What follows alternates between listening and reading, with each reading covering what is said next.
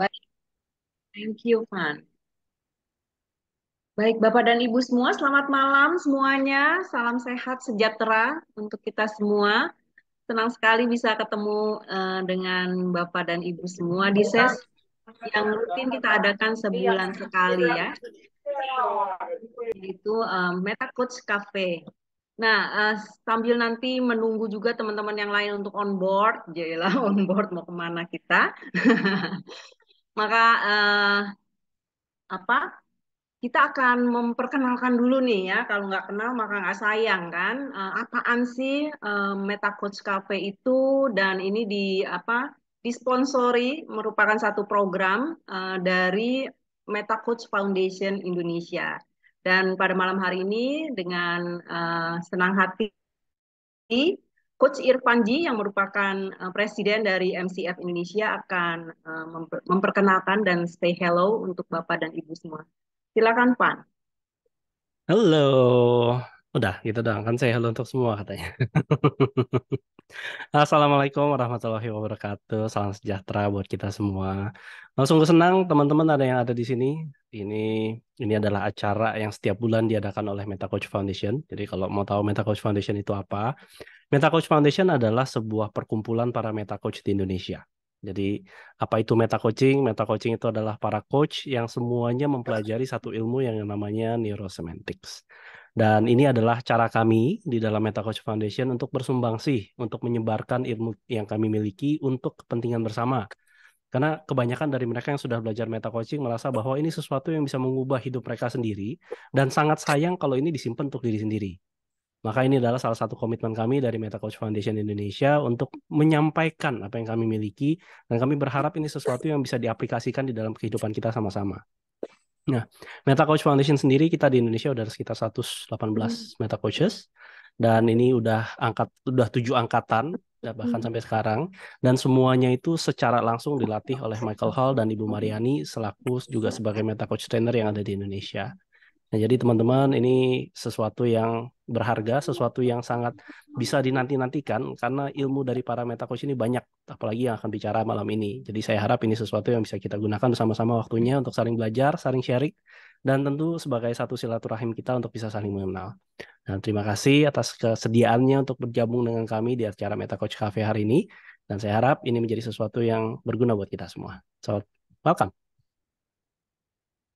Oke, thank you, Coach Irfan. So, Bapak dan Ibu semua, sebelum kita masuk ke acara utamanya kita, udah nggak sabar pastinya ya, mau dengerin Coach Vio nih untuk sharing mengenai self-care for success, gitu ya. Sebelumnya, izinkan saya untuk memberitahukan beberapa hal terkait dengan tata cara kita melakukan seminar melalui Zoom.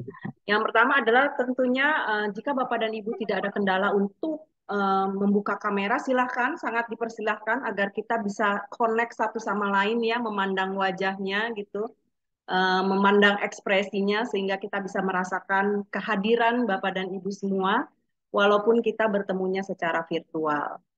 Dan yang kedua tentunya adalah agar kita semua dapat menyimak apa yang disampaikan oleh narasumber kita dengan hikmat gitu ya. Maka mohon untuk juga memute apa speakernya ya gitu ya. Kemudian jika nanti Bapak dan Ibu ada pertanyaan, monggo gitu ya untuk dituliskan di kolom chat, nanti akan dibacakan oleh moderator kita pada malam hari ini gitu ya. Nanti di akhir dari sesi pemaparan.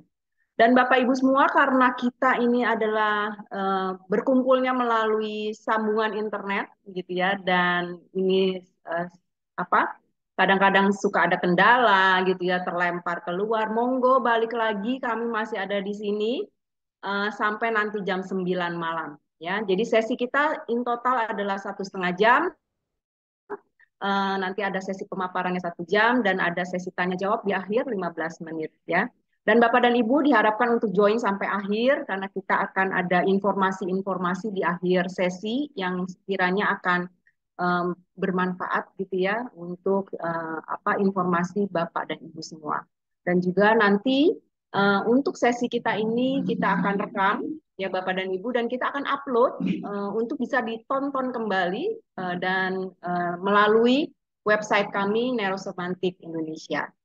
Oke, tanpa berpanjang lebar, udah nggak sabar nih, saya akan memperkenalkan dulu moderator yang akan menemani Kak Vio gitu ya, yaitu Kakak Iis Antea. Nah, Kakak Iis, Halo, halo, selamat malam. malam kami Mimi, Oke. teman-teman. Oke, saya akan memperkenalkan Kak Iis. Kak Iis adalah seorang mindfulness practitioner dan juga seorang life transformational coach. Nah, sebelumnya Kak Iis 10 tahun berpengalaman gitu ya di bidang keuangan di korporasi sebelum akhirnya memutuskan untuk terjun sepenuhnya sebagai human transformational coach dan trainer gitu ya. Dan saat ini beliau adalah seorang mental health educator, kemudian juga life transformational coach dan juga menjadi vice chair lady gitu ya untuk tempat trainers Guild. Oke, sebenarnya banyak sih ininya apa untuk posisi-posisi dan peran yang dijalankan oleh Kak Iis gitu ya. Nah, itu yang saya sebutkan tadi itu beberapa di antara. Oke. Baik Kak Iis, monggo untuk melanjutkan ya. Jadi silakan Kak. Baik, terima kasih Kak Mimi, terima kasih juga Coach Irfan. Selamat malam teman-teman semua. Baik yang terbuka kameranya maupun tidak terbuka kameranya. Apa kabar malam ini? Assalamualaikum warahmatullahi wabarakatuh.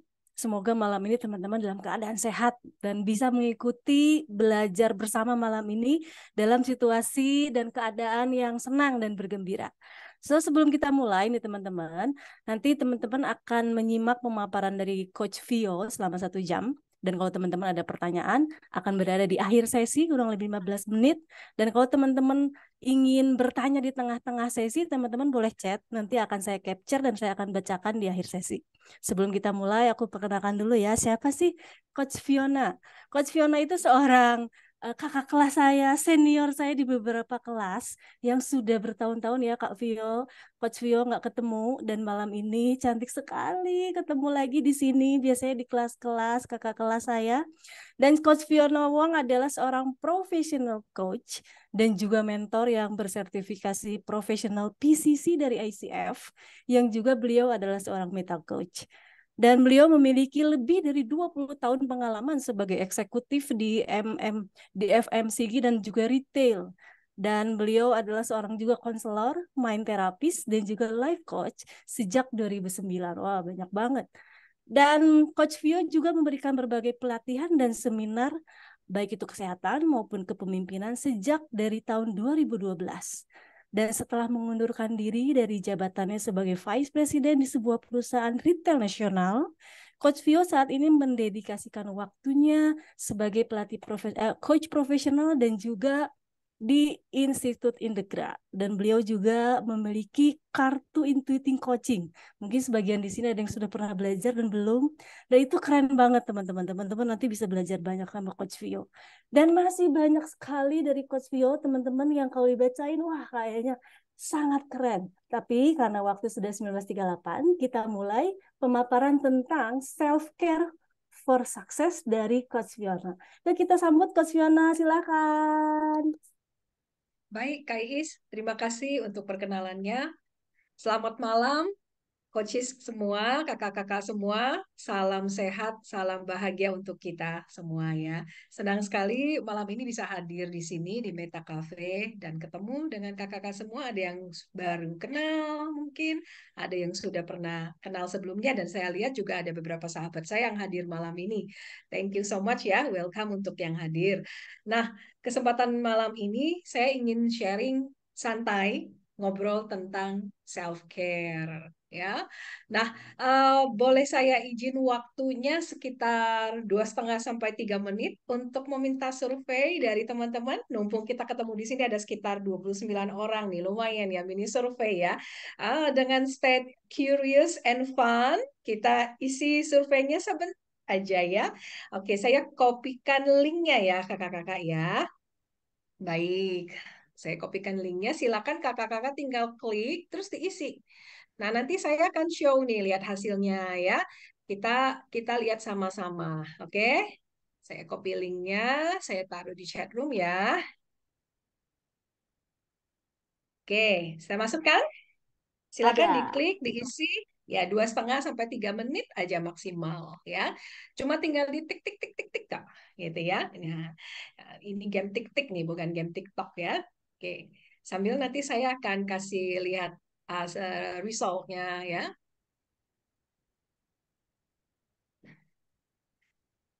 Silakan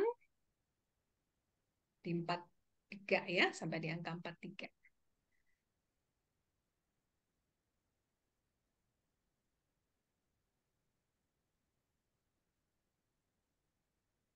Ya, sudah ada yang masuk nih, kakak dengan inisial R ya. Oh, kakak IJ juga ini sudah ada yang masuk. Baik.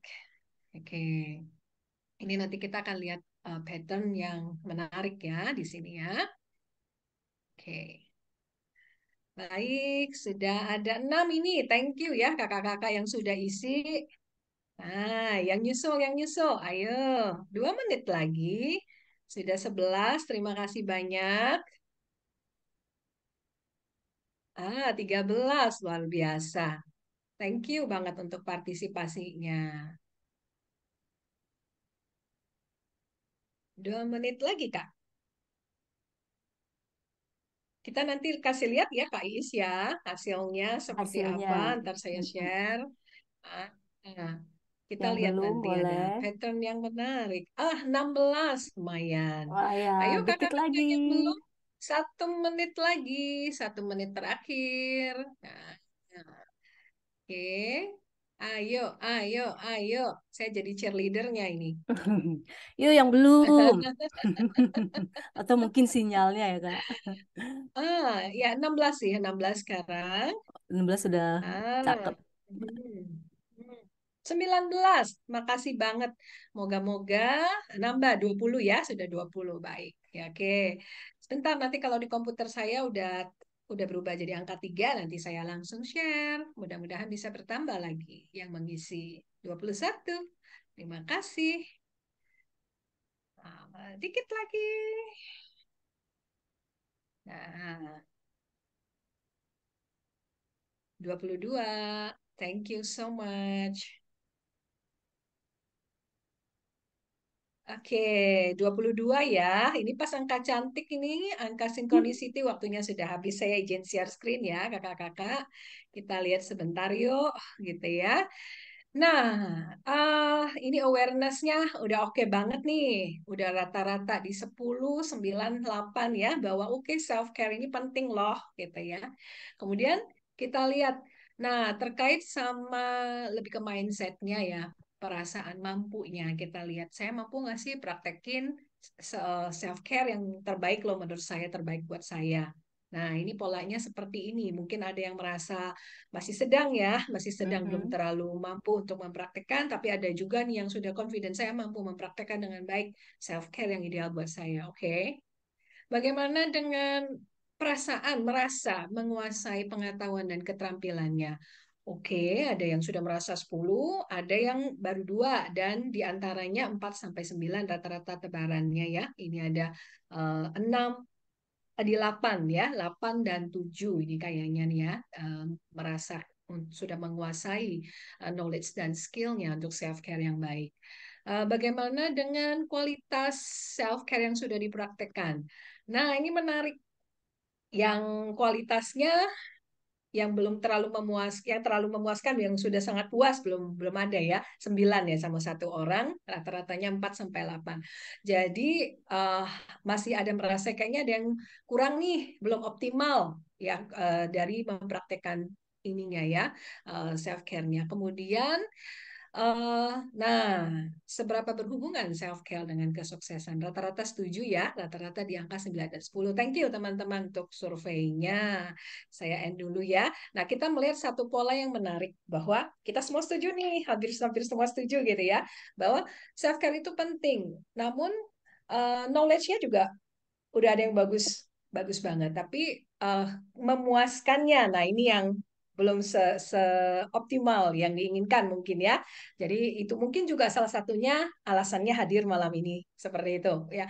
Nah, ini bukan berarti adalah pola self care yang paling ideal. Ini self care yang saya sharingkan ini anggap saja ala-ala Kak Vio nih ya. Self care yang sepengetahuan saya, yang pernah saya pelajari, yang saya rangkumkan ya, sharing dari berbagai guru bahwa ini adalah sebuah pola self care yang mungkin jika kita praktekkan bisa memberikan kontribusi yang baik buat kesehatan kita, kebahagiaan kita, membuat kita merasa berenergi dan akan mendukung kesuksesan kita tentunya. Saya mohon izin share screen lagi kakak-kakak untuk presentasi saya. Baik, muncul ya. Oke, let's start from page 1, slide nomor 1. Oke, baik. Wah, dia mundur lagi ke belakang. Baiklah. Oke. Nah, ini memang supaya santai rileks, gambarnya ini ngajakin kita untuk rileks juga. Karena kalau kita bilang self care tapi dengan kondisi tegang ya, itu state-nya yang awal udah perlu kita perbaiki dulu ya. Self care itu jangan dirasakan sebagai beban, tetapi dirasakan sebagai sesuatu yang fun, sesuatu yang menyenangkan, dijadikan bagian dari diri kita. Nah, tentu ada strateginya bagaimana supaya membuat dia fun ya. Tidak sekedar dilakukan, tapi bagaimana agar bisa menjadi kebiasaan ya yang sudah masuk ke unconscious kita ya, dan kita lakukannya itu sudah tanpa beban lagi. Nah, ini tadi saya sudah diperkenalkan. Teman-teman sebagai coach atau mungkin teman-teman sendiri mengalaminya, pernah nggak sih merasa low energy, kemudian feeling hopeless gitu ya, hopelessness. Nah, low energy misalnya, aduh pagi ini kok nggak semangat ya, rasanya ngantuk banget. Atau pagi ini kok hari ini saya merasa gak sabaran ya gitu ya, gak sabaran, atau berbagai simptom lain, gampang burnout dan lain-lain. Nah, ini sebenarnya adalah konsekuensi dari tidak mempraktekkan self care dengan baik. Ya, berentet nanti, berentet. Kenapa bisa berentet? Karena kalau kita mau tarik ke simpulnya, kita mau tarik ke core-nya, ya, apa sih yang membuat semua ini bisa terjadi? Biasanya itu dari pattern yang sangat sangat sangat simple, ya. Nanti kita lihat. Nah, eh, satu hal yang perlu menjadi catatan penting adalah bahwa self care itu bagian dari self love loh. Jadi kalau teman-teman mau mengukur seberapa sih saya sudah self love ya, gitu ya, sudah mengasihi diri sendiri, udah menyayangi diri sendiri, cek aja dulu self care-nya. Sudah seberapa baik saya self care. Nah, ini basicnya. Belum kita bicarakan sudah seberapa baik saya memberdayakan diri, sudah berapa baik saya apa namanya mengekspresikan diri itu nanti. Tetapi intinya dulu adalah sudah seberapa baik saya merawat diri saya dengan baik. Nah, mungkin pertanyaan berikutnya yang muncul adalah merawat diri yang kayak gimana sih? Gitu ya. Merawat diri yang seperti apa sih? Gitu. Nah, kita lihat dulu berawal dari pengertiannya dulu. Pengertiannya self care itu apa? Self care itu ya mempraktekkan ya, praktek taking action ya untuk menjaga kesehatan kita ya, menjaga kesehatan kita. Nanti balik lagi kesehatan yang seperti apa ya. Nah, mungkin intinya yang akan saya sharingkan malam ini adalah bagaimana melihat self care ini dari 4 dimensi kita sebagai manusia ya. Nah, sebelum ke situ pengen ngajak refleksi dulu nih kakak-kakak. Karena dalam mempraktekkan self care kita juga perlu banyak merefleksikan diri ya, mencari pemaknaan dari apa yang sudah kita lakukan ya. Nah, dari situ kita bisa membuat koreksi. Apa yang sudah bagus, kita bisa tetap lakukan. Namun kalau misalkan merasa kayaknya tadi kok saya makan gorengannya kebanyakan ya, kok tadi saya apa namanya larinya itu terlalu cepet ya sampai kakinya sakit misalnya, harusnya nggak perlu buru-buru seperti itu. Nah, itu refleksi-refleksi yang bisa dilakukan. Kak, apa aja sih wujud self care yang sudah Anda lakukan hari ini? Ayo dong chat di chat room. Silakan ya, ketikkan di chat room. Dari pagi ini, apa satu wujud self care yang sudah Anda lakukan? Penasaran ini. Nah, ini sekalian ini ya cek ombak ya. Ini apakah masih pada fokus, masih pada ngikutin? Wah, Kak Ivan tidur siang, Kak Ivan. Wah, Kak Iis sudah nge-gym loh. Izin. Kak Kartika minum air putih dan tersenyum. Yes, ya. Menyadari hari ini kebanyakan konsumsi makanan minuman manis. Oke, jadi ini yang belum self care ya maksudnya ya Kak ya. Oh, fisioterapi, mandi air hangat. Mantap. Nah, ini kakak-kakak lihat. Bentuk self care-nya macam-macam. Kak Vera udah jalan 5.000 langkah. Keren, keren ya. Berjemur, berdoa juga self care luar biasa ya, aspek spiritual ya. Luar biasa. Thank you kakak-kakak yang sudah partisipasi. Ada yang maskeran wajah juga ya. Termasuk itu ya. Oke, nah ini the four dimension of self care. Bagaimana sih kita sebagai manusia yang nggak hanya melulu fisik aja. Nah, kadang kita terlalu over nih memperhatikan kesehatan yang namanya di dimensi fisik aja. Karena kalau kita jalan di mall pun ujung ke ujung yang ditawarkan memang apa? Perawatannya yang fisik ya. Di sana di mall apa aja nih? Salon, perawatannya fisik gitu kan ya. Bahkan di toko-toko apa healthcare juga kan ya, yang dijual produknya boleh kita bilang semuanya untuk fisikal. Sementara yang emosional, mental, spiritual cari di tempat perbelanjaan ya sulit ya nemunya ya. Padahal itu semua adalah bagian dari tubuh kita loh, karena manusia nggak hanya punya tubuh fisik saja, tetapi ada tubuh emosional, tubuh mental, dan tubuh spiritual. Nah, kita jarang memperhatikan yang tubuh emosional sama tubuh mental kita. Kalau kita jatuh, fisik kita misalkan jatuh nih kakinya lecet, wah itu kelihatan jelas banget nih lecet kakinya luka dan berdarah mungkin ya. Kita bisa cepat-cepat merawatnya ya kan, dibersihin, diperban, kasih obat. Tapi kalau emosionalnya yang lecet gimana? Hatinya yang lecet gimana gitu kan ya. Nah, terus kemudian apalagi nih pikirannya. Nah, kepikiran lecet gimana ya? Mungkin kita bilang pikirannya yang negatif terus, yang penuh kecurigaan, yang membuat jantungnya berdebar-debar. Nah, kenapa Kak? Karena kalau kita tidak merawat yang di atas ini dengan baik, emosional, mental dengan baik, semuanya nanti muaranya itu ke fisik, larinya akan ke fisik ya. Eh, kita suka cemas ya, kemudian jantungnya juga jadinya akhirnya deg-degan terus, tidur jadi nggak nyenyak, besoknya badannya udah beda, udah letih segala macam ya. Jadi kalau kita bicara self care secara holistik itu tidak hanya memperhatikan tubuh fisik saja, tetapi juga emosional, mental, dan spiritual, karena ini keempat dimensi yang membentuk kita sebagai manusia ya.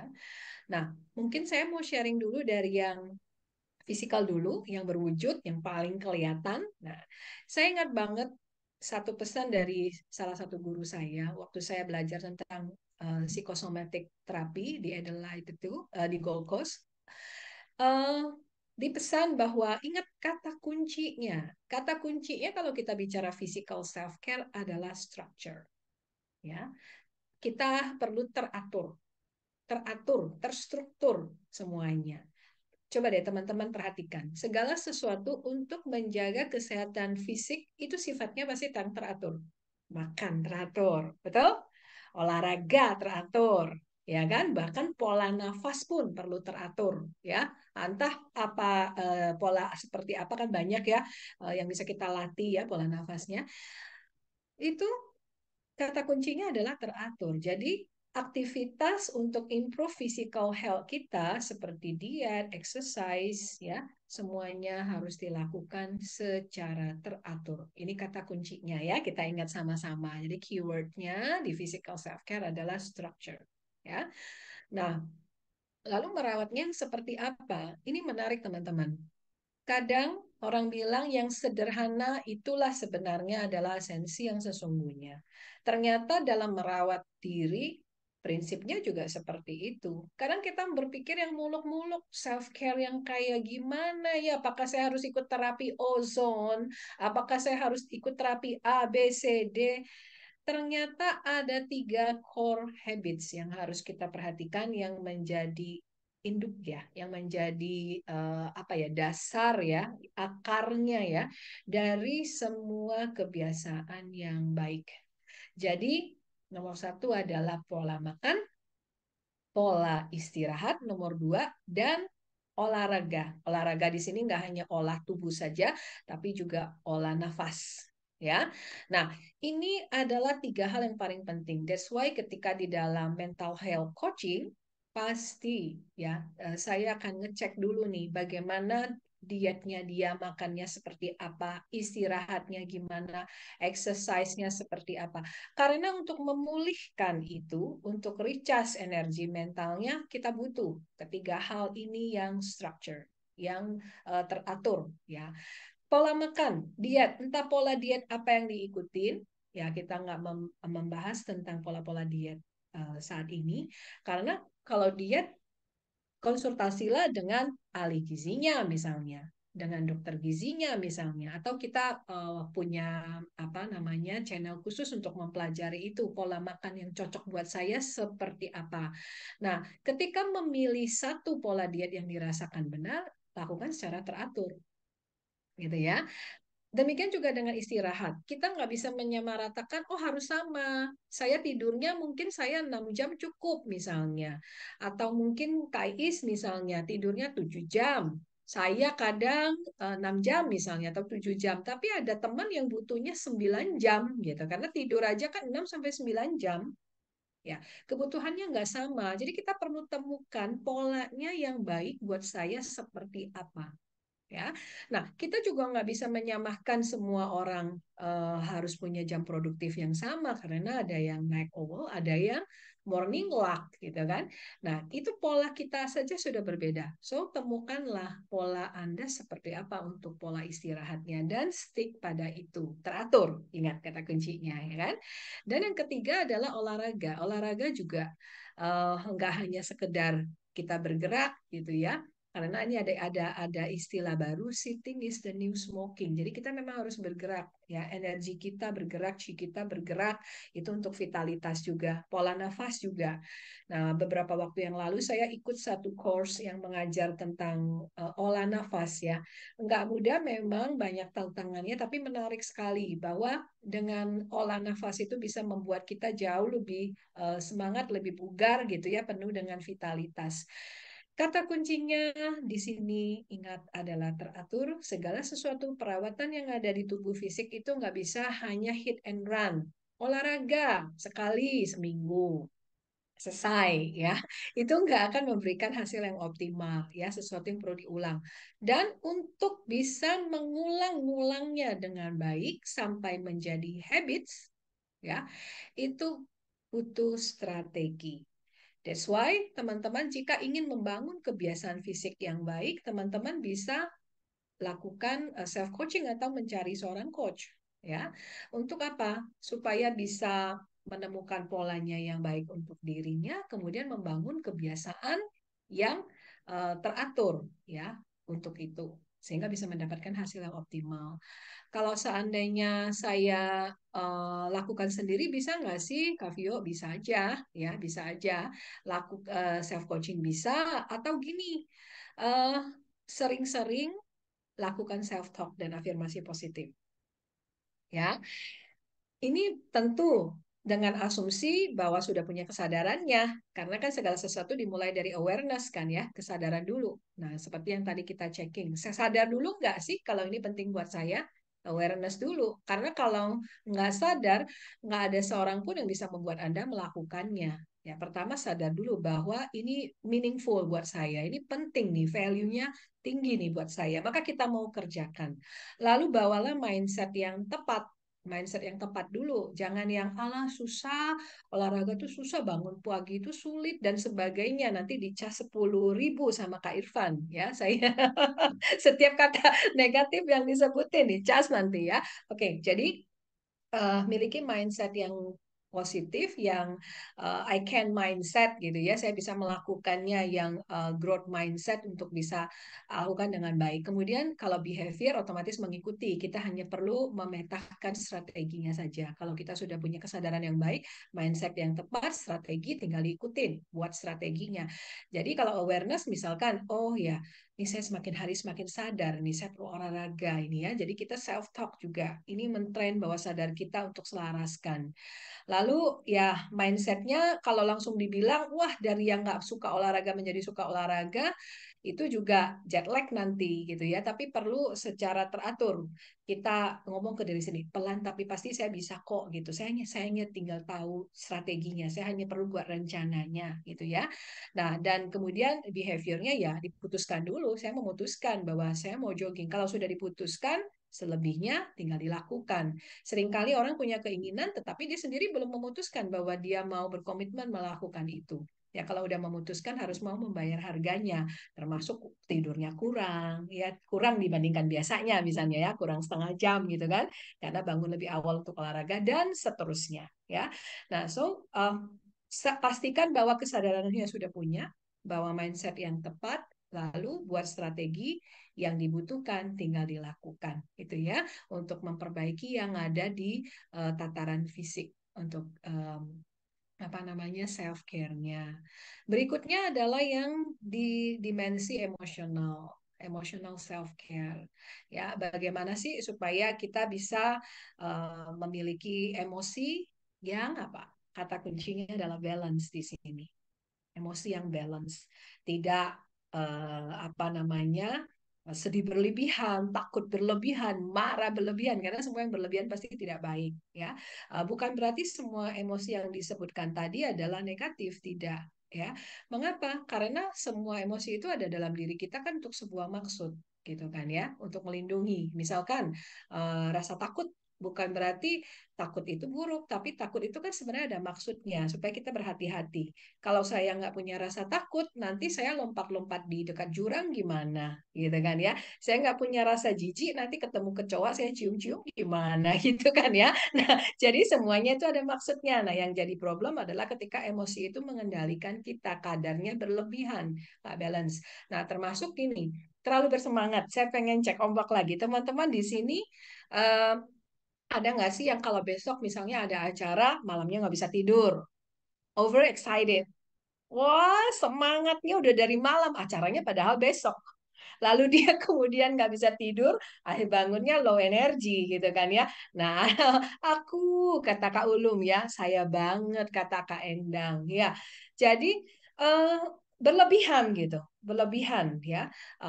Sehingga apa pengaruh dampaknya. Nah, itu juga kalau misalkan kita lihat dari TCM-nya, Traditional Chinese Medicine, di sini ada pakarnya nih ya. Saya lihat ada Kak Yudi tadi ya. Itu juga nggak bagus buat organ jantung kita ya, terlalu excited itu nggak bagus. Jadi memang kata kuncinya adalah balance kalau di emosi. Nah, kalau misalnya ada emosi yang nggak balance, itu tadi yang sempat saya sebutkan di awal, nanti apa? Larinya bisa ke psikosomatik. Ya, ke psikosomatik. Misalkan kalau dari pendekatan psikosomatik, ya dikatakan bahwa nah, kalau dari yang ekstrimnya adalah semuanya ya berhubungan dengan emosi, bukan sekian persen lagi gitu ya. Ada yang bilang 80%, ada yang bilang 70%, ada yang bilang semuanya berhubungan dengan faktor emosi, bahwa emosi kita yang menarik apa yang akan terjadi. Ya, itu ada satu pendekatan yang bilang seperti itu. Nah, kita lihat aja bahwa psikosomatik itu bisa terjadi kalau emosinya nggak balance. Misalkan contoh sakit mah. Sakit mah itu karena apa? Lebih lebih banyak karena faktor nggak makan, telat makan, atau faktor apa? Faktor emosi itu salah satu apa namanya sakit mah itu salah satu sakit ya yang unsur psikosomatiknya itu tinggi sekali. Ya, bahkan ada beberapa referensi yang mengatakan bahwa lebih dari 80% penyebab penyakit MAH adalah karena psikosomatik. Ya, rasa cemas yang berlebihan, ya itu bisa menyebabkan MAH. Demikian juga dengan kalau kita bilang apa namanya migran, itu juga sama. Nggak tahu bagaimana menempatkan diri pada satu situasi itu juga membuat orang bisa migran. Ya, dan seterusnya. Jadi bagaimana solusinya? Ya udah, kalau memang kata kuncinya adalah balance di sini, dibalancekan saja emosinya, gitu kan ya. Caranya seperti apa? Ada banyak cara untuk membalancekan emosi. Nah, kalau kita di meta coach di neurosmantik kita ada meta terapi baru ya, boleh Ivan ya sekalian apa namanya sekalian sharing, siapa tahu teman-teman ada yang tertarik. Kita tunggu batch keduanya, itu bagus banget.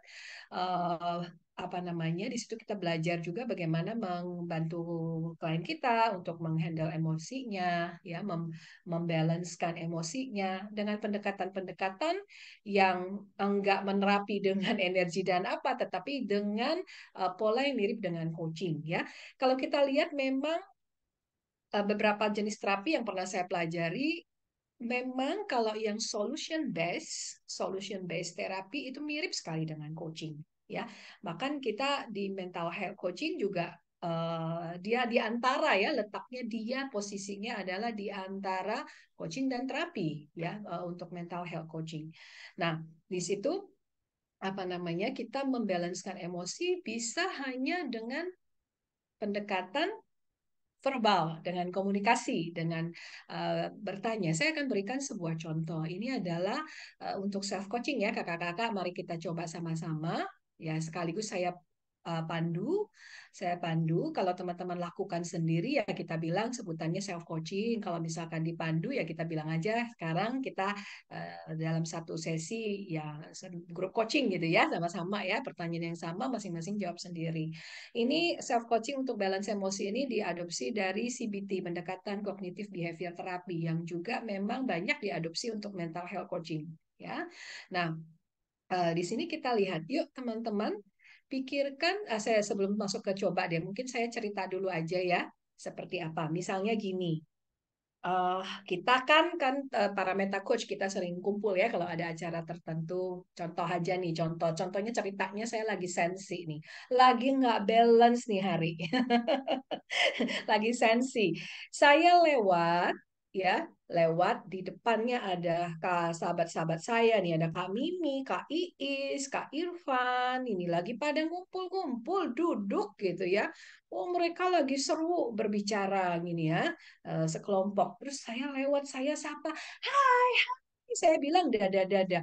Mereka noleh, kayaknya noleh gitu, ya. Liatin terus nggak peduliin saya, terus ngomong lagi. Loh, saya jadi merasa apa? Ini kok teman-teman kayaknya nggak peduliin saya, ya, kayaknya mereka nggak ini deh, nggak merespon saya gitu, ya. Jangan-jangan mereka nggak suka loh sebenarnya sama saya. Ya, kita kan bisa aja overthinking kan, ya. Nah, ini istilahnya nih, anak-anak sekarang ini sering overthinking gitu, ya. Jangan-jangan mereka nggak suka sama saya. Atau bahkan jangan-jangan sedang ngomongin saya. Ini super sensi nih, makin dikembangkan gitu kan, ya. Emosinya kan makin dibakar, makin membara ini, ya. Nah, jadi sebuah situasi yang kemudian memunculkan ada emosi yang tidak menyenangkan. Nah, teman-teman pernah nggak merasakan ada emosi yang tidak menyenangkan? Coba munculnya kapan? Nah, mari teman-teman silakan recall satu pengalaman yang terakhir kali Anda merasa nggak balance emosinya. Entah ada muncul rasa marah, takut, ya, atau rasanya apa? Sedih mungkin, ya. Nah, silakan. What is the situation? Coba teman-teman definisikan. Situasinya adalah kayak saya tadi, ya. Situasinya adalah saya melihat teman-teman lagi ngomong, saya panggil nggak nyaut, terus malah kayak buang muka gitu. Kayaknya mereka nggak suka sama saya deh. Ya, nah, apakah situasinya? Si teman-teman tulis aja di kertas masing-masing, entah mau catat di HP, entah mau coret-coret gitu, ya. Situasinya apa? Pertama, define dulu situasinya. Jadi kita jangan overthinkingnya di stop dulu, pause dulu overthinkingnya. Oke, sebenarnya situasinya apa sih? Kayak apa sih situasinya? Digambarkan, ya. Itu step one. Nah, pertanyaan self coaching berikutnya adalah, situasi ini membuat saya merasa apa? Apa emosi yang muncul karena kejadian ini? Ya, teman-teman kasih nama. Si marah, si takut, si sedih, si cemas, si khawatir, apapun itu. Kasih nama dia, ya. Nah, lalu teman-teman lakukan self coaching lagi, tanya. Ini kalau skalanya 1 sampai 10 seberapa kuat ya dia emosinya? Kasih skala, ya. Misalnya tadi karena saya pengen sekali gitu ya bisa diikutkan gitu ya sama Kak Mimi, sama Kak Is, sama Kak Ivan. Wah, itu membuat saya merasa sedih banget gitu ya. Itu emosinya 9 misalnya gitu ya, jadi ditulis ya. Nah, lalu teman-teman coba berdayakan dirinya dengan self coaching secara sadar, grab awareness-nya ya untuk mau menghandle situasi ini, menurture dirinya sendiri. Tanya, sebenarnya tadi itu saya berpikir apa sih ya tentang kejadian ini? Kenapa ya? Tadi saya kok mikirnya mereka nggak suka sama saya, kenapa ya? Nah, teman-teman coba tanya. Emang saya berpikir apa sih terhadap kejadian ini? Ya, nah, karena emosi itu pasti muncul karena sebuah pikiran. Kita memberi makna. Ya, maka dari situlah muncul emosinya. Nah, teman-teman coba, saya pikirannya apa sih tadi? Nah, terus gini berikutnya. What evidence is there that this thought is true? Coba, buktinya apa kalau pikirannya benar? Buktinya apa kalau ternyata teman-teman nggak suka sama saya? Ya, mereka tadi ini saya panggil nggak nyaut. Ini pasti nggak suka sama saya. Itu mungkin buktinya ya. Nah, teman-teman coba tanya. What evidence bahwa pemikiran Anda ini benar? Ya, ditulis. Ya, moga-moga saya nggak terlalu cepat ya. Nah, jadi kita ini balancekan nih, mulai membalancekan. Ya, pasti kalau sampai emosi itu muncul, ada sebuah persepsi negatif yang dia berikan. Nah, emang buktinya apa? Ya, buktinya apa bahwa ini benar? Coba dituliskan.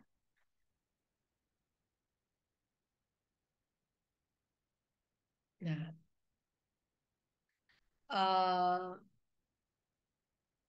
yang berikutnya adalah what evidence is there that this thought is not true. Sorry, ini kurang nih satu kata ya. Is not true. Kak Vio benerin dulu di sini. Apa sih buktinya? Berikutnya adalah apa sih buktinya bahwa pemikiran saya ini enggak benar? Ya, ada nggak buktinya bahwa pemikiran saya ini bisa salah? Apa penjelasan lain yang mungkin? Ya, apa penjelasan lain yang mungkin untuk yang tadi saya kejadiannya? Misalnya gini, emang kalau misalkan mereka tidak membalas sapaan saya, emang pasti mereka nggak suka sama saya. Bisa jadi mereka ada sebuah kejadian yang sangat serius yang barusan terjadi dan mereka sedang membahasnya. Mereka sangat ter-attract ke hal tersebut, jadi nggak aware sama sekeliling mereka. Mereka bahkan nggak sadar kalau saya lewat. Ya, nah coba teman-teman, apa penjelasan lain yang mungkin akan situasi tersebut? Coba dimunculkan. Ya, kita sedang mereframe sebenarnya pikiran kita. Ini reframing, ya. Kita sedang mereframe uh, pikiran kita yang negatif tadi, ya. Apa penjelasan lain yang mungkin? Ada kemungkinan lain apa aja sih selain mereka nggak suka sama saya? Oh, mereka lagi ada sebuah situasi yang darurat, ya. Misalnya, coba teman-teman akan kejadian yang teman-teman alami, apa penjelasan lain yang mungkin? Silakan ya, teman-teman buat ya. Nah, apa buktinya bahwa yang pemikiran tadi saya itu salah? Ya, coba. Ya, ini step by stepnya. Kita mau nggak secara sadar menurture emosi yang sedang nggak balance ini? Atau kita biarkan aja terjadi? Atau kita biarkan aja ketarik? Kita hanyut sama dia, ya. Nah, kalau memang teman-teman ada kemungkinan lain, ya, apa sih sebenarnya pemikiran yang lebih balance atau lebih realistik akan hal ini? Coba, apa pemikiran lain yang karena adanya kemungkinan lain juga, coba ini kira-kira apa ini pemikiran yang lebih balance dan realistik dalam hal ini? Silakan teman-teman buat ya. What is a more balanced and realistic thoughts? Ya, ya ini Kak Vio memuatnya dengan ya cepat. Coba ini apa yang mungkin Ya, teman-teman, silakan dituliskan. Dan yang menarik adalah ketika kita mengubah pemikiran kita mengubah persepsi kita, emosi itu berubah. Karena emosi itu mengikuti apa yang kita pikirkan. Dia muncul. Nah, ya, kalau kita memikirkan buktinya ya, kita memikirkan orang yang kita sayang, seketika juga itu kan perasaan yang muncul apa? Perasaan yang hangat, ya, perasaan yang menyenangkan, itu kan yang muncul ya. Tapi coba pikirkan misalkan ya, wajah-wajah orang yang barusan memarahin Anda atau mengesalkan, apa yang muncul? Kesal kan, gitu kan ya. Nah, ini sama. Ketika kita mengubah apa yang kita pikirkan, seketika itu juga emosi kita bergerak. Nah, sekarang coba diukur. Emosinya berubah nggak? Kalau tadi levelnya 9, misalnya sekarang levelnya berapa? Ada emosi lain yang muncul nggak? Ya, ada emosi lain yang muncul nggak? Nah, sambil teman-teman menuliskan, mungkin saya sambil cerita, ketika misalnya nih ada kawan dia meminjam uang 10 juta gitu, contoh aja gitu ya. Nanti minggu depan saya balikin gitu kan ya. Terus ketika seminggu sudah berlalu, tidak dibalikin juga, orangnya bahkan dikontak nggak bisa, saat itu kan muncul kan pemikiran-pemikiran kan. Kalau kita berpikir, wah ini hilang nih, kabur nih dia. Perasaan apa coba yang muncul? Langsung kan, nggak enak kan, marah ya. Kok bisa sih dia begitu? Padahal yang berpikir dia ngilang juga Anda sendiri gitu kan ya. Ya, tapi kalau saya gini, aduh, jangan-jangan dia sedang ada masalah lagi. Terus gini, yang muncul apa?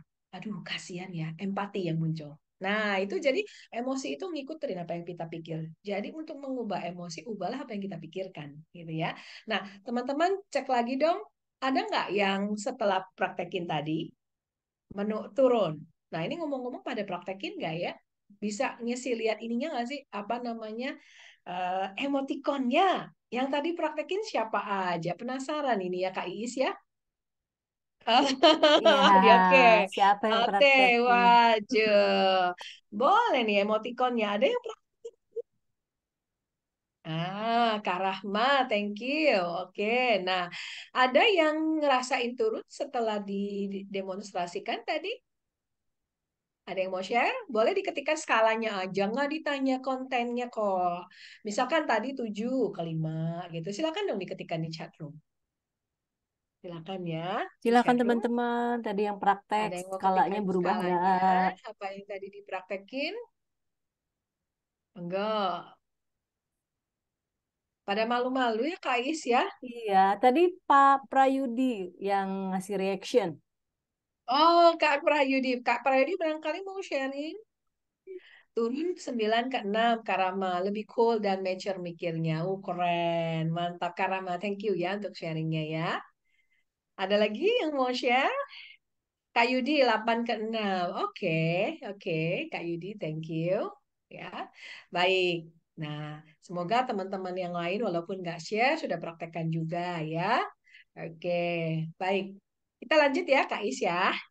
Lanjut, Kak. Oke, baik. Nah, itu salah satu saja ya, salah satu cara yang bisa kita lakukan untuk membalanskan emosi. Ada banyak cara yang lain yang bisa dilakukan juga. Oke. Nah, tadi ini sudah ya, how do you feel? Kemudian adalah di tataran mental. Kata kuncinya adalah sebenarnya fokus di sini.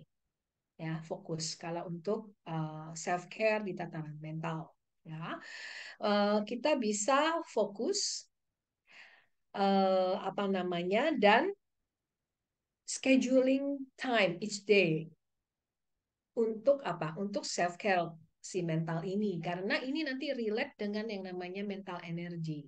Bahkan teman-teman, salah satu strateginya adalah kalau di mental health coaching, kita minta klien kita untuk apa? Men-schedule jam khawatirnya. Nah, ini di sini ada yang suka khawatir nggak nih? Banyak rasa khawatir dan cemas gitu. Daripada cemas terus-terusan, kalau kita tidak memberikan atensi pada pikiran kita, ya, tidak di take care dia, maka dia kan terus yang ngerecokin terus.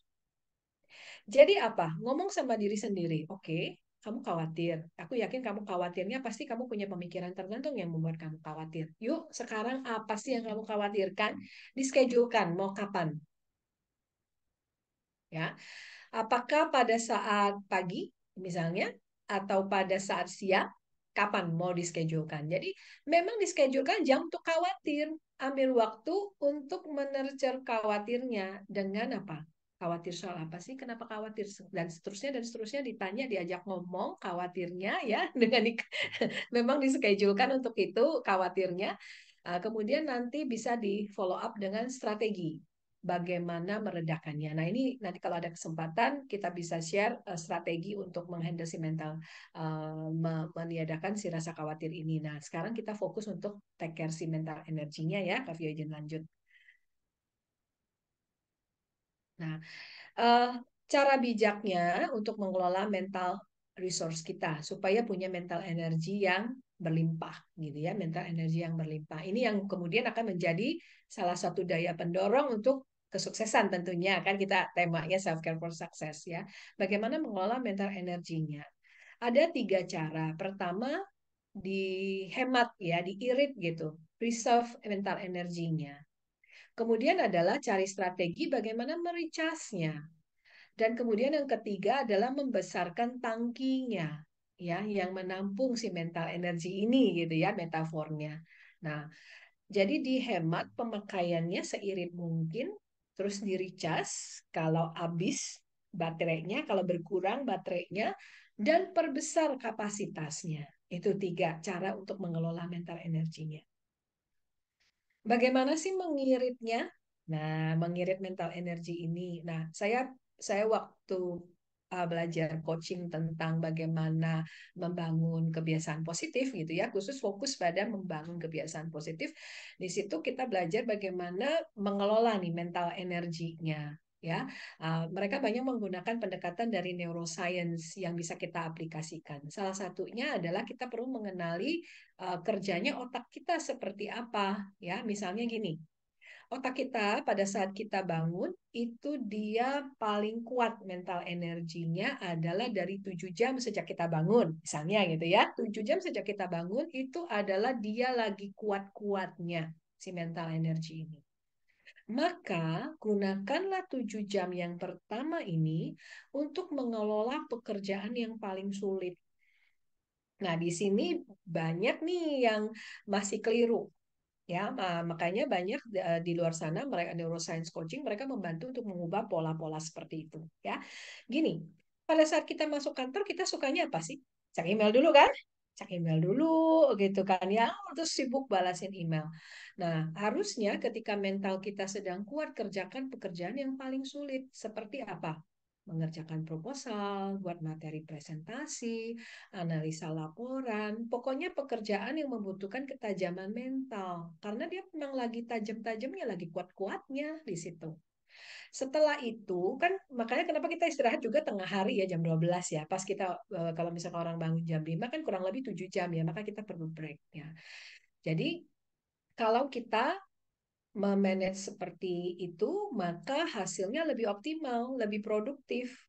Nanti setelah makan siang justru kita kerjakan pekerjaan-pekerjaan yang nggak butuh mental yang terlalu kuat. Kayak apa? Itu balas email, ya, apa menelepon justru. Jadi bukan hal-hal yang butuh ketajaman mental.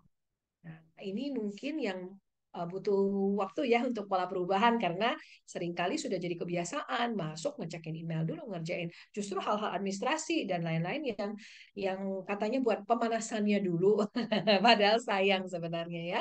Nah, kemudian apa? Kita bisa tidur siang. Kalau di Jepang biasa ya bahkan di mereka tempat eh, kerjanya, duduknya juga udah didesain sedemikian rupa sehingga bisa apa ya tidur siang. Sekarang kalau kita tidur siang di kantor mungkin akan dikira gini ya, yang belum paham ini kok malah di kantor tidur sih gitu. Padahal justru itu yang baik. Nah, ini mungkin yang perlu digalakkan juga supaya kita punya produktivitas yang tinggi. Siang setelah makan tidur dulu. Nah, menurut research-nya tidur itu cukup 27 menit. Nggak usah lama-lama tidur siang itu.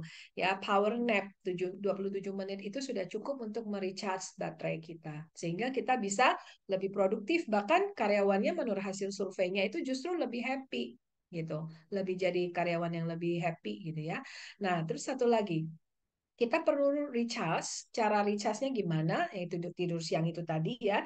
Kemudian ini eh, rumus sukses itu go go go go go, time in sama productivity out itu nggak berlaku kalau buat buat mental energi kita, nggak jalan itu. Yang ada adalah kita harus go recharge, go recharge, go recharge ya. Nah, menurut risetnya di neuroscience itu kita optimalnya adalah kita kerja 90 menit, kita perlu take a break 10 menit untuk recharge.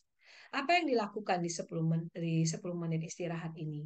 Jalan, ngambil air putih, minum, atau ke toilet, setiap 90 menit. Justru itu yang akan meningkatkan productivity. Ya, hasilnya lebih baik. Nah, ya, itu caranya untuk mericasnya dengan istirahat. Ya, bukan dihajar terus, hajar terus, hajar terus ya, karena nggak berlaku kalau untuk mental energy, time in sama dengan productivity out. Ya, nah, terus bagaimana memperbesar kapasitasnya? Memperbesar kapasitas tangki mental health-nya gitu ya, mental energinya. Salah satunya adalah dengan self compassion. Self compassion seperti apa? Self compassion ya kita mempraktekkan apa yang sudah kita tahu, bagaimana ini loopingnya ya, bagaimana kita mengelola atau self care yang terbaik. Nah, ini ada satu pendekatan lain saya sharingkan di sini. Kalau untuk self compassion wujudnya contohnya sederhananya apa ya? Kalau menurut Harvard Medical School mereka ada sharing comfort your body. Bahkan kadang kita kalau lagi stres kita bisa nulis surat buat diri sendiri. Misalnya kita kecewakan sesuatu atau bahkan kita bisa tulis misalnya surat yang positif, apresiasi itu kita bisa. Lalu apa? Sering menyemangati diri sendiri dengan self talk ya. Lalu melatih mindfulness itu contoh bagaimana kita boosting self compassion. Nah, ada juga ini hindari halt. Apa itu halt? Hungry, ingat yang makan tadi tepat waktu. Angry, balance emosi, jangan apa istilahnya mendekatkan pada hal-hal yang justru bisa memicu emosi kita untuk tidak balance. Itu juga bagian dari self compassion. Lonely, berada dalam situasi yang membuat kita merasa lonely ya. Nah, ini kalau orang yang memiliki masalah dengan mental health, inilah yang harus dihindari ya. Jangan sampai terlalu lapar atau hal-hal yang bisa memicu dia marah atau anxious gitu ya, gelisah gitu ya. Kemudian dia merasa kesepian. Kesepian di sini bukan berarti satu rumah rame-rame terus dia ada di situ, nggak begitu. Karena orang bisa sangat kesepian di tengah keramaian, sementara banyak orang menikmati kesendiriannya ya. Nah, lonely di sini artinya apa? Dia merasa tidak terkonek dengan orang lain.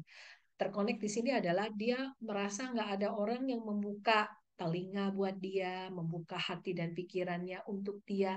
Intinya dia merasa tidak punya support. Di situ dia feel lonely. Nah, ini yang kalau kita kita self compassion ya jangan menaruh diri kita berada di situasi itu. Kita harus bisa apa namanya manage perasaan ini. Lalu tired berarti adalah pola istirahat, pola resting tadi yang harus kita perhatikan ya. Nah, jadi ini wujud dari self compassionnya. Dengan kita mempraktekkan self compassion itu akan bisa memperbesar tangki mental energi kita ya. Mental mental apa namanya energi kita bisa diperbesar wadahnya ya. Nah, untuk itu kita perlu kenali juga ada nggak sih aktivitas-aktivitas yang justru ngeringin otak gitu ya, nyedot mental energi kita gitu kan ya. Nah, apa aja sih nih membuat keputusan itu memang sangat menyedot energi otak berpikir kita ya. That's why membuat keputusan penting lakukanlah pada saat mental energi kita lagi tinggi gitu.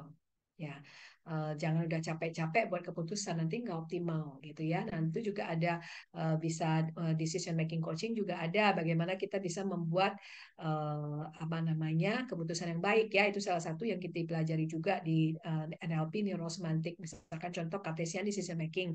Nah itu bisa membantu. Kemudian apa? Ini nih, ingat. Managing impression of others, ya. Keinginan untuk nyenengin orang lain, untuk memberikan kesan baik pada orang lain itu capek, nyapol, gitu ya. So, hindari, be yourself aja, nggak usah berusaha mendapatkan kesan baik dari orang lain, ya. Nah, satu-satunya orang yang perlu dikesankan adalah dirimu, gitu ya. Dan berkendaraan itu juga nomor 3 menyedot energi mental.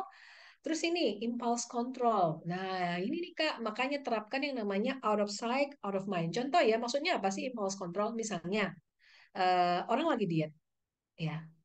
Terus dia bilang gini, sore-sore saya nggak boleh makan gorengan. Misalnya dibilang seperti itu. Tapi kemudian ada gorengan sepiring di depan dia gitu ya. Nah, ketika dia berusaha menghindar untuk tidak makan itu, itulah namanya impulse controlnya.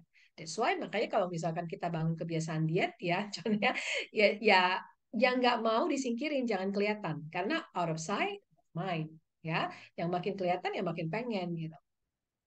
Terus apa? Multitasking. Ya, multitasking itu uh, mengeringkan otak juga, walaupun multitasking sendiri itu pro dan kontra kan. Ada buku judulnya The Myth of Multitasking karena diyakini di neuroscience multitasking itu nggak ada, yang adanya adalah orang berpindah tugas dengan cepat, berpindah pekerjaan dengan cepat. Ya, lalu negative bias, ya upset, perasaannya nggak enak itu tadi, yang sensi-sensi tadi itu juga nyedot energi loh, gitu ya. Anak-anak ketika sedang rewel tentunya ya, ketika sedang rewel. Lalu apa? Terlalu banyak melihat screen. Nah, teman-teman, kadang kita berpikir gini, istirahat. Istirahat nonton TV itu sebenarnya capek nggak? Capek juga nggak sih? Karena lihat screen. Ternyata kalau misalnya pada saat kita mau istirahat justru jangan buru-buru ngecekin chat, lihat HP dan sebagainya. Itu mungkin kita sebenarnya di satu sisi terhibur, tapi sebenarnya itu tetap nyedot mental energi kita. Bukannya recharge dia. Ya. Nah, ini yang bisa mengeringkan. Lalu yang bisa memberi energi apa? Jalan pagi terutama, Kak. Jalan pagi, apalagi pagi pas ada matahari, ya. Itu recharge otak kita. Tentu jalan di treadmill beda sama jalan di alam gitu ya. Nah, kemudian apalagi meditasi ya, practice mindfulness, hangout dengan orang-orang yang dikasihi. That's why kenapa istirahat itu penting, weekend memanfaatkan waktu optimal untuk break itu penting. Kemudian mendengarkan musik. Anak-anak ketika lagi nyenengin tentunya ya, nggak lagi rewel. Lalu apa? Exercise ya. Itu karena kalau kita exercise itu kan keluar hormon-hormon yang baik ya, kayak endorfin ya. Apa namanya? Itu membuat kita merasa lebih segar, lebih fresh. Yoga, stretching, tidur siang. Nah, ini secara saintifiknya 27 menit aja. Terus ini Kak, lakukan hal-hal yang bisa membuat pikiran kita itu kayak berkelana. Contohnya apa? Doodle.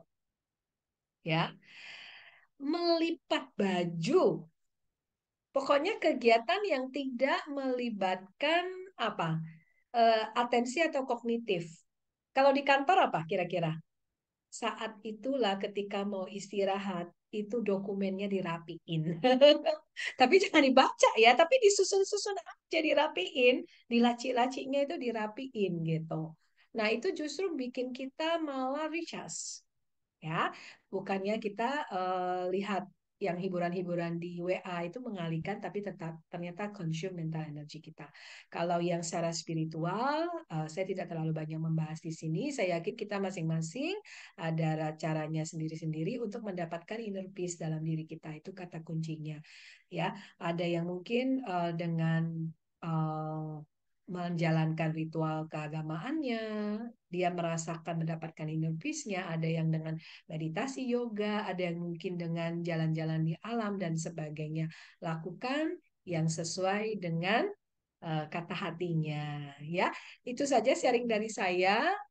Kita bisa masuk ke sesi tanya jawab. Thank you sudah menyimak apa yang saya sharingkan. Kalau mau keep in touch, saya ada di WA @fiona.uang889 ya, supaya kita bisa tetap terhubung. Terima kasih. Saya kembalikan screen-nya ke Kak Iis. Baiklah, terima kasih Kak Fiona, Coach Vio, pemaparannya luar biasa, banyak banget pembelajaran baru yang saya tangkap dan teman-teman juga pastinya di sini banyak banget pembelajaran baru dari Kak Vio. Saya juga banyak banget mencatat yang ingin aku praktekin nih dalam sehari-hari, Coach Vio. Nah, soal teman-teman, kita masih punya waktu kurang lebih 15 menit untuk bisa tanya jawab. Sebelum ke sana tanya jawab, Kak Vio, bolehkah kata Kak Ulum untuk mengulang yang drain tadi beliau terlewati Oh, sebelum 1 menit ya teman-teman. yang bagian yang mengeringkan mental Mengotak energi kita, Kak mental Ulo. energi. Oke, ada bagian spesifik kah yang mau minta diulang? Atau Mungkin mau ini melihat beliau slide-nya mau lagi? ya Saya mau izin share aja mengcapture ya. Oke, ya sorry ini nggak bisa. Nah ini, ya yang yang ini, mengeringkan yang ya. sebelumnya betul. Ya, oke. Maaf ya yang sebelumnya. Oke, ini ya. Yang ini mungkin mau di capture ya. Hmm, Hitungan ya, 5, kalau 1, 2, 3, 4, nah ini 5. Oke. ya, Cukup ya kalau Kak. decision making bukan berarti kita kemudian nggak membuat keputusan gitu ya, bukan seperti itu. Tetapi kita bisa mengelolanya dengan tepat. Contohnya apa? Ya dilakukan pada saat mental kita lagi kuat gitu ya. Oke, saya tutup Hmm. ya Kak Is ya. Thank Ya, you. makasih Kak Vio. So, ini yang Sama-sama. pertama, ada pertanyaan di chat Kak Vio dari Kak Sulistyo ini. Hmm. Apakah ada tips bagaimana Hmm. menghadapi toxic people dalam kaitannya dengan self-care? Dan beliau izin off cam karena lagi di jalan. Iya, oke, ya. Nah, jadi kalau toxic people ya namanya ini sebuah istilah yang diberikan untuk apa ya? Orang-orang yang dirasakan kemudian menyedot mental energi kita gitu ya. Habis ketemu dia atau habis ngomong sama dia rasanya gue capek banget gitu ya. Energi Entah drains. karena kata-katanya ada negativitas ya atau apapun. Nah, jadi gini, ibaratnya kan kalau misalkan orang ngasih minum racun ya kita nggak usah ngambil racunnya, nggak usah diminum, gitu, ya kan? Eh, jaga jaga kalau memang perlu menjaga jarak ya jaga jarak, tapi Hmm. jaga jarak lihat konteks. Karena gini, misalkan kalau dia adalah rekan kerja, kita kan nggak bisa menghindar. Kita bilang jaga jarak kan, betul nggak sih? Nah, Hmm. jaga jarak itu nggak harus selalu fisikal loh. Jaga jarak itu bisa apa namanya? Kita tidak memasukkan ke dalam hati, ya. Itu berarti kita menjaga jarak secara emosi, gitu. Misalnya gini, udah tahu kalau dia kata-katanya itu selalu kasar misalnya gitu kan ya. Nah, tapi kita lihat dia apakah hanya ke kita seperti itu? Berarti kan personal. Atau memang dia ke semua orang seperti itu? Berarti kan mungkin memang pembawaannya, karakternya seperti itu gitu kan ya. Lalu kalau memang karakternya seperti itu, kenapa kita harus yang meminum racunnya gitu kan ya? Jadi ini juga perlu di reframe sebenarnya. Di reframe. Oh, jadi dia bukan punya maksud personal bahwa menyerang saya misalnya. Tetapi memang dia kalau ngomongnya seperti itu, ke semua orang dia begitu. Jadi kita mereframe, kita bisa ngomong ke diri sendiri dengan self talk itu tadi. Ya, oh dia memang orangnya begitu, ke semua orang gitu. Ngapain saya masukin hati ya? Saya nggak mau lah minum racunnya gitu aja.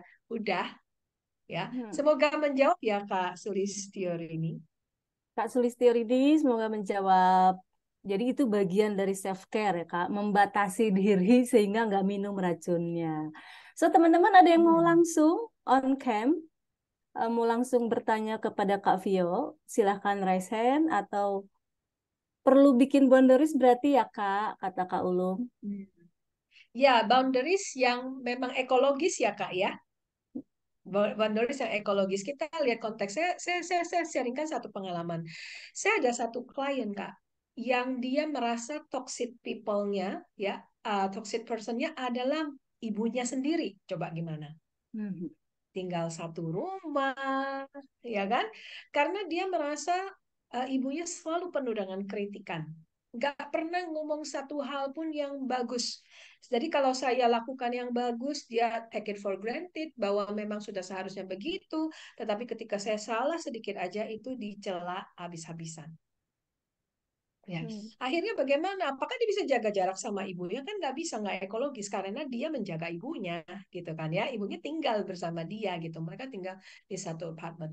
Nah, terus bagaimana? Akhirnya maknanya yang perlu diulang, ya. Maknanya yang perlu dia mereframe pemikirannya. Misalnya gini, kan kalau saya buat waktu itu ada sebuah perumpamaan dari saya, gitu ya, yang buat dia itu akhirnya dia bisa menerima dan mau mencoba.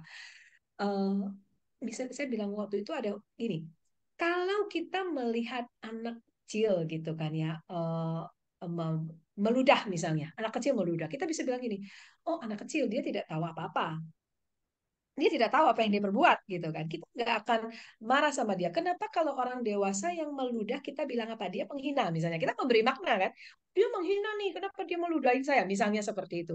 Nah itu kan sebenarnya apa yang dilakukan kan sama, tetapi kita memberi makna yang berbeda.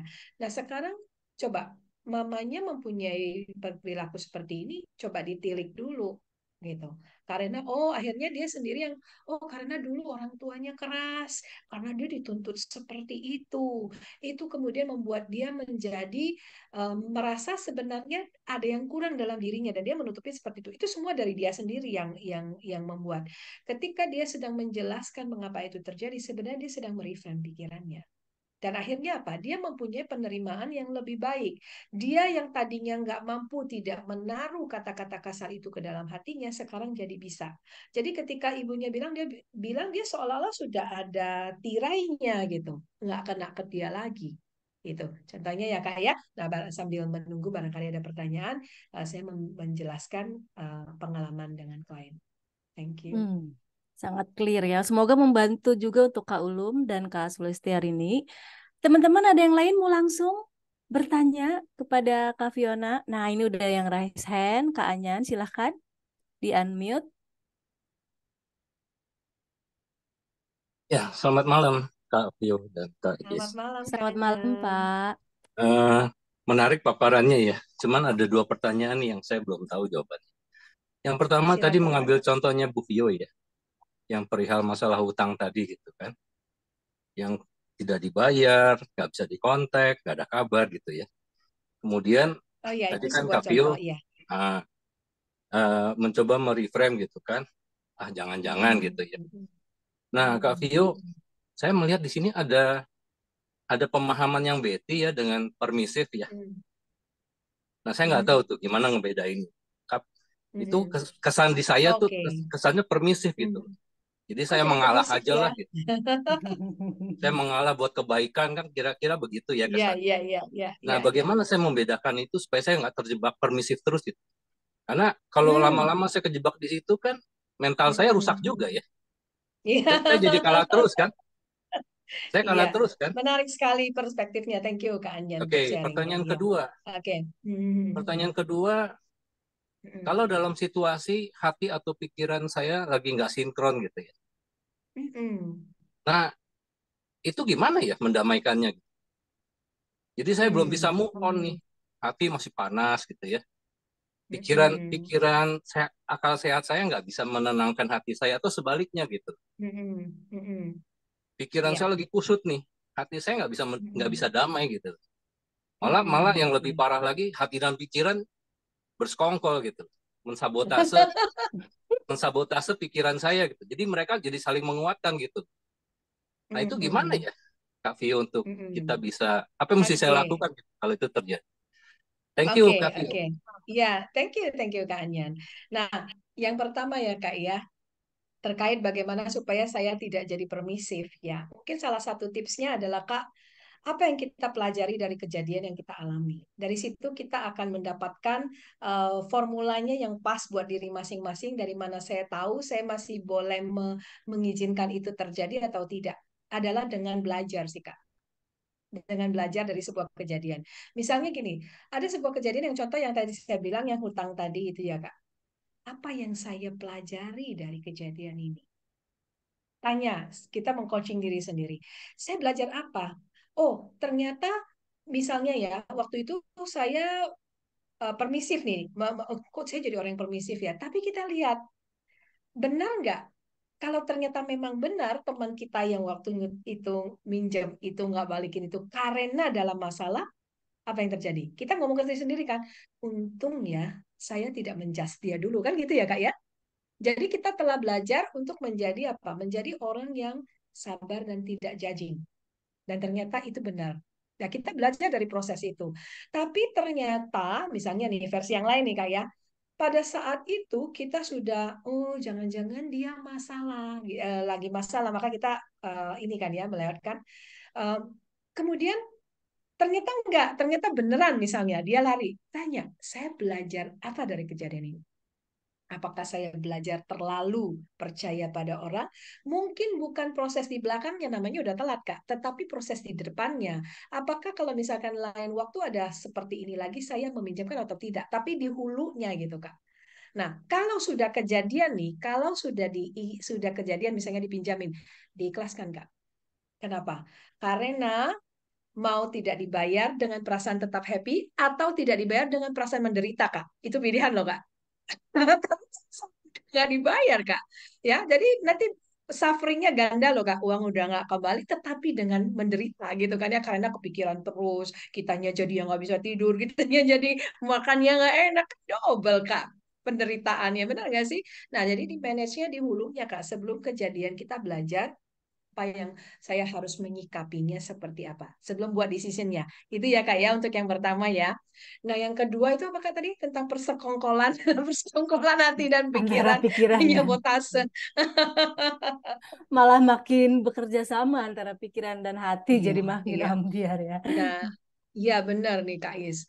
Nah, kalau seperti itu seringkali sih Kak, itu yang suka ngomporin itu si ego sih Kak. Ego yang sudah suka ngomporin karena apa? Nggak terima.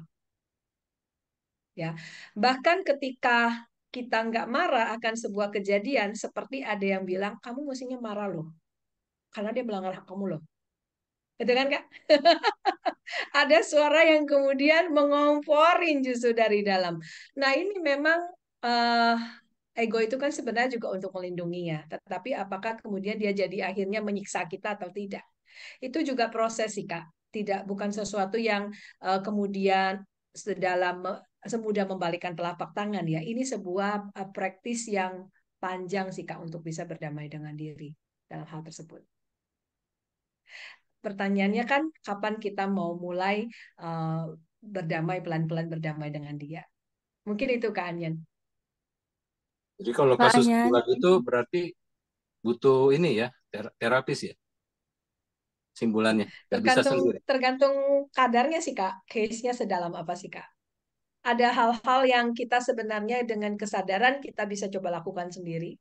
Misalnya dengan self coaching tadi Kak, kita bisa lakukan sendiri.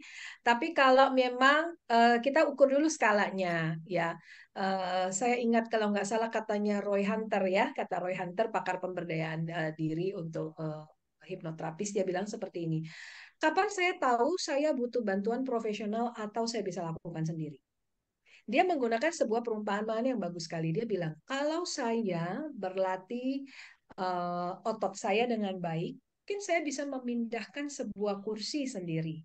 Tetapi jika saya harus memindahkan sebuah sofa, saya mungkin butuh orang lain untuk pegang di ujungnya. Dia bilang seperti itu. Itu perumpamaan metafora yang dia gunakan ketika menggambarkan apakah kita bisa melakukan self therapy, self coaching sendiri gitu ya, atau kita butuh bantuan profesional. Nah, sekarang kita nanya ke Anyan, apakah kursi itu masih bisa dipindahkan sendiri atau butuh bantuan orang lain untuk mengangkatnya?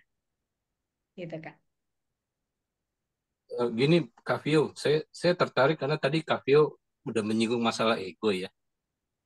Nah, Em, oke. biasanya kalau orang yang problemnya ego itu kan sulit ya kita pengaruhi lewat kata-kata ya. Mm, mm, Karena egonya yang bermain kan. Seringkali orang itu lebih mudah dipengaruhi apabila dia bisa lihat bukti gitu kan. Malah kadang-kadang kita ngomong kita yang dibalikin gitu. Jadi kayak kepentok sendiri gitu kan. Jadi mungkin yang di dalam hati itu mengatakan, alah kamu juga belum belum benar gitu kan. Ya karena kan egonya Oh yang iya bekerja iya. kan. Karena dia merasa kamu nggak lebih baik dari saya gitu. Nah, kalau udah kasusnya ego itu gimana Kak Vio ya? Ya ini Apakah kita ceritanya tentang orang lain kan Kak ya, ya maksudnya ya orang lain, sedang orang ngomongin lain. orang lain. Ya kita kan memang nggak bisa ngubah orang lain ya Kak ya, Ya, ya. tapi mungkin dengan inspirasi, dengan cerita yang nggak langsung bisa menginspirasi. Ya, kalau kalau kita bilang nasihat kan juga lihat-lihat ya Kak. Emang kalau kita ngasih nasihat belum tentu semua orang bisa menerima juga ya. Harus apakah dari tokoh otoritas dalam hidupnya atau bukan. Kalau tokoh otoritas mungkin dia terima gitu kan ya. Jadi memang faktornya banyak sih Kak. Lakukan apa yang bisa mulai dari apa yang ada aja Kak. Yang Kakak rasa bisa membawa perubahan sekecil apapun. Mungkin itu Kak. Makasih Kak Vio. Sama-sama Kak Anyan. Terima kasih pertanyaannya menarik dan seru. Emang kalau bicara tentang emosi mental tuh panjang dan nggak habis-habis ya Kak. So Iya teman-teman, Kak. ya Mhm. mungkin nanti bisa juga boleh nggak sih nanti tanya langsung. Tadi kan Kak Fiona juga udah kasih nomor WA Kak Iya, Fiona ya. iya. Oke teman-teman kita Saya masih. kasih Oh tadi itu nomor apa namanya? Mungkin saya kasih email saya ya Kak. ya tadi Bang di akhir Kak Fiona juga kasih kontak ya. Ah, Nah, teman-teman masih ada waktu 5 menit. Yang terakhir ingin bertanya silahkan. Boleh via chat ataupun raise hand. Karena kalau tidak ada pertanyaan lagi, saya mau simpulin apa sih pembelajaran hari ini. Masih adakah 2 menit terakhir sebelum kita kasih ke Kak Mimi?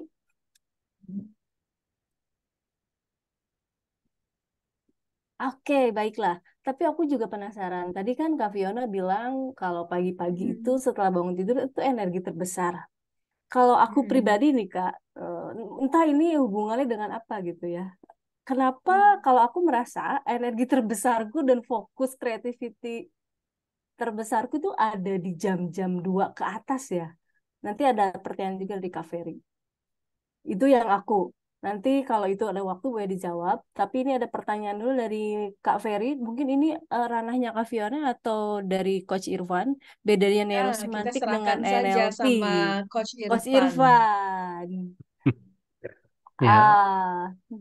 Kak Ferry ya, bedanya neurosemantics dan NLP. Neurosemantics itu adalah NLP, tapi NLP-nya NLP yang dikembangkan. Dikembangkan dalam arti apa? Yang tadi Kak Fiona bilang tuh, di dalam apapun yang kita lakukan kan kita punya pemaknaan. Jadi neurosemantics itu neurologi, semantics itu pemaknaan. Sehingga bagaimana kita mengejawantahkan apa yang kita maknai di dalam diri kita, di dalam tubuh kita. Sehingga bagaimana kita menjaga pemikiran, menjaga perasaan, kayak tadi Kak Anyan juga tanya menjaga ego. Nah, itu ada proses-proses dalam neurosemantics yang bagaimana kita bisa memaknai tentang apa yang terjadi sehingga kita itu bisa mengendalikan diri kita untuk menjadi diri kita yang lebih baik. Nah, bedanya juga kalau neurosemantics dan NLP adalah neurosemantics itu basicnya adalah cognitive behavior therapy, rational emotive therapy, self-actualization, sama positive psychology. Jadi ada base dari psikologinya yang diambil karena memang kebetulan founder kita Michael Hall itu sendiri juga seorang clinical psychologist. Jadi itu yang menambahkan. Jadi NLP and Neurosemantics. Neurosemantics is NLP, NLP yang dikembangkan dengan pemaknaan. Jadi secara singkatnya itu kalau mau tahu lebih banyak silahkan kunjungi website kita di neurosemanticstripindonesia.com. Nah, jadi dari situ bisa dapat info lebih banyak lagi. Ya, oke deh. Nanti Kak Ferry silahkan kunjungi websitenya. Di sana juga banyak para trainers NS Neurosemantik di Indonesia. Baiklah, Kak Vio, mungkin 1 menit pertanyaan saya boleh tadi. Bahkan pagi-pagi itu pengennya santai-santai dulu, Kak. Bahkan di kantor juga dulu Mm, kayak mm, sarapan dulu, ngopi dulu. mm. Iya, Kenapa bisa demikian ya? itu mungkin kebiasaan yang sudah dibangun ya Kak ya. That's why ada Hmm, pendekatan lain yang bilang kalau misalkan ada orang yang namanya adalah night owl, dia justru apa? Aktifnya itu di malam hari malam. bahkan. Hmm, Ya, kayak jadi ya oh. memang Kalau yang tadi itu researchnya dari neuroscience ya, dia bilang bahwa memang energinya kita justru lagi tingginya itu di 7 jam pertama. Gitu. Ya, kebiasaan yang sudah dibangun mungkin itu Kak Is. Ya, boleh Karena jadi sudah seperti terpola itu. ya, yang menggeser apa yang sudah ada ya kan kita ini kan by nature and by nurture ya. Iya, Apa yang betul. sudah kita nurturing sekian lama mungkin yang sudah membentuk pola itu. Tapi aku mau coba juga nih, cobain yang 7 jam pertama. Selamat mencoba. Mencoba. Baiklah, terima kasih banyak Kak Fiona dan teman-teman yang sudah bertanya di malam hari ini, baik via chat maupun langsung. So, malam ini teman-teman belajar tentang self-care itu sangat banyak dan luas. Dan aku simpulin dari Kak Fiona adalah ada 4 dimensi tentang self-care. Yang pertama physical self-care, emotional self-care, mental self-care, dan juga yang terakhir adalah spiritual self-care. Physical self-care apa coba tadi kuncinya? Kuncinya adalah rutin, yaitu tentang bagaimana pola makan, istirahat, dan juga olah tubuh. Mulai dari sekarang atau yang sudah jalan, alhamdulillah. Yang belum jalan silahkan dicoba besok PR-PR-nya. Kemudian yang kedua adalah emotional self-care. Kuncinya adalah balance, bahwa negatif dan positif itu tidak ada yang baik atau buruk. Keduanya memiliki pesan baik untuk kita. Tadi Kak Fiona juga mencontohkan dengan CBT bagaimana caranya kita bisa meregulasi emosional kita supaya balance. Kemudian mental self-care, yaitu fokus dan scheduling mental, kuncinya teman-teman. Jadi berikan atensi terhadap hubungannya sama mental kita dan fokus teman-teman. Tadi kan teman-teman juga udah lihat mana sih yang bisa mendrain dan mana juga yang bisa nge-recharge energi kita. Kemudian yang terakhir adalah spiritual self-care. Nah, ini bisa teman-teman cari apa cara-cara terbaik yang sesuai dengan teman-teman sendiri yang hubungannya dengan spiritual. Nah, itu materi yang dipaparkan oleh Kak Fiona. Mudah-mudahan apa yang dipaparkan Kak Fiona sangat bermanfaat buat teman-teman, dan terima kasih untuk Kak Fiona dan juga teman-teman yang sudah belajar bersama dan juga pertanyaannya. Kalau dari saya ada Kak Fiona, ada lagi Kak sebelum kita serahkan ke Kak Mimi? Itu saja Kak Is, selamat mempraktekkan teman-teman. Thank you, semoga membawa manfaat untuk kita semua. Baik, terima kasih. Silahkan Kak Mimi.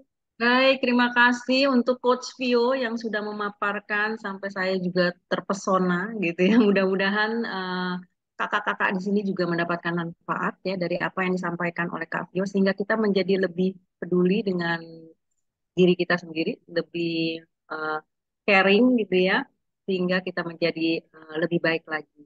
Terima kasih juga Kak Iis tadi sudah memoderatori dan juga sudah merangkum apa yang disampaikan oleh Kak Tio. Baik, Bapak dan Ibu sekarang boleh kalau menampilkan Kameranya. videonya, kameranya ya, supaya kita bisa ambil gambar nih, Bapak dan Ibu semua. Saya mau pakai istilah kakak deh gitu ya, asik nih kayaknya. Silakan dibuka kameranya, give your best smile. Oke, kita akan ambil gambar. Baik, eh, kita mulai senyum. Satu, please tidak ngechat dulu ya, tidak menuliskan di kolom chat sampai kita selesai ambil gambar. Oke, satu, dua, tiga. Oke, layar selanjutnya. Satu, dua, tiga. Baik, kita sudah selesai dengan sesi foto bersama dan kakak-kakak, sesi hari ini akan bisa disaksikan videonya nanti ya beberapa hari kemudian di website dari Neurosemantik Indonesia. Tadi untuk linknya sudah diberikan di kolom chat dan juga untuk teman-teman dari Meta Coach Foundation anggotanya silakan juga untuk mengisi daftar hadir, linknya juga sudah diberikan. So, saya akan menginformasikan bahwa silakan kakak-kakak untuk mengakses website Neurosemantik Indonesia. Di situ akan didapatkan juga video-video dari sesi-sesi Make Cafe sebelumnya gitu ya. Dan juga informasi-informasi mengenai event-event yang diadakan terkait dengan meta coaching dan juga neurosemantik gitu ya. Nah, apakah itu dalam bentuk training, apakah dalam bentuk webinar seperti hari ini dan juga event-event yang akan datang. So, nanti untuk di grupnya, please jangan leave dulu. Kami akan meminta Bapak dan Ibu untuk join gitu ya, kakak-kakak join di eh, WA group yang lebih permanen. Kalau yang untuk WA group yang sekarang itu adalah sementara aja gitu ya, setelah itu akan pindah. Kemudian nantikan kami, acara kami selanjutnya yang paling dekat adalah Insitalk di akhir bulan ini di tanggal 28 Mei gitu ya. Nanti informasinya akan kami bagikan di dalam WhatsApp-nya NSNLP. Dan juga untuk sesi Meta Coach selanjutnya, Meta Coach Cafe selanjutnya adalah di bulan Juni. Kami setiap hari Rabu minggu kedua, ya. Hari Rabu minggu kedua setiap bulannya, ya. Oke, sedangkan untuk Insitalk adalah hari Minggu terakhir dari 2 bulan sekali. So yang untuk di bulan ini adalah di tanggal 28 Mei. Baik, kalau begitu cukup. Terima kasih banyak. Sehat selalu. Sampai jumpa di sesi-sesi kami selanjutnya.